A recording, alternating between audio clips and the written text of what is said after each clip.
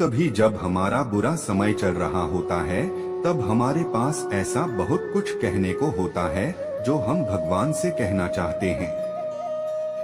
हमारे मन में ऐसे कई प्रश्न घूमते हैं और हमें परेशान करते हैं, जिनका उत्तर हम भगवान से चाहते हैं।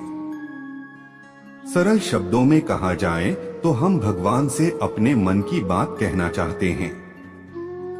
भगवान से अपने मन की बात कहने के लिए कई मार्ग हैं, परंतु हम आपको यहाँ पर एक सरल मार्ग बता नहीं जा रही है, जिस पर चलकर आप भगवान तक अपने मन की बात आसानी से पहुँचा सकते हैं।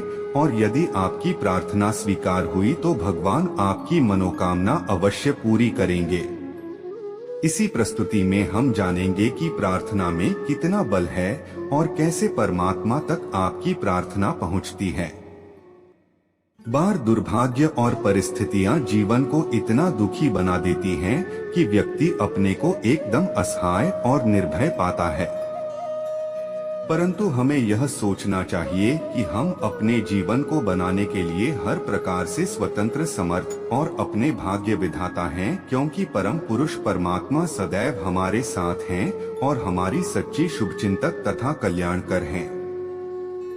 जो ही हम उनके उन्मुख होते हैं और उनसे सहायता की याचना करते हैं, क्योंकि उनकी सहायता के अदृश्य हाथ हमारी ओर बढ़ जाते हैं। किसी न किसी के हृदय में वह हमारी सहायता की प्रेरणा उत्पन्न कर देते हैं। परिस्थितियों में एक नया मोड़ आ जाता है। हारी हुई बाजी भी जीतने बदल जाती है। आलोचक भी हमारे प्रशंसक बन जाते हैं। राजस्थान सुगम हो जाता है। वस्तुतः हमारा मन अपने आप में एक ब्राह्मण है। गुप्त विचार और ग्रुप आकांक्षाएं हमारे जीवन को प्रभावित करती रहती हैं। जैसा हमारा विश्वास होता है, वैसा ही हमें फल प्राप्त होता है। हमारी जैसी आकांक्षाएं होती हैं, वे वैसी ही फलीभूत होती हैं। इसके लिए केवल अपने विचारों में दृढ़ता होनी चाहिए। हमारी प्रक्रिया सुविचार, एक तथा कल्याणकारी होनी चाहिए। हमारे और प्रभु के विचारों में तालमेल होना चाहिए। प्रभु के विचार हमें अपने अंतःकरण में निरंतर उपलब्ध हो सकते हैं।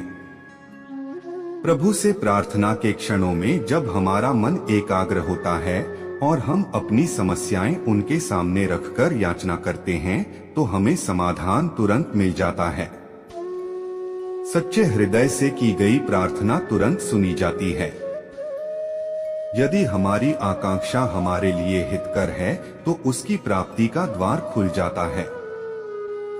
जब हम प्रार्थना के द्वारा ईश्वर से अपना संबंध जोड़ लेते हैं तो हमारा जीवन ईश्वरीय बन जाता है।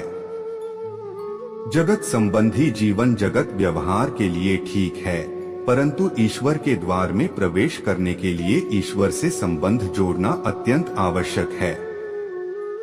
यदि हमारा संबंध ईश्वर से जुड़ा है परंतु हम उधर उन्मुख नहीं हैं तथा हमारे अंदर इस संबंध में जागृति नहीं है, तो प्रार्थना द्वारा हम इस कड़ी को प्रतिदिन जीवित बना सकते हैं।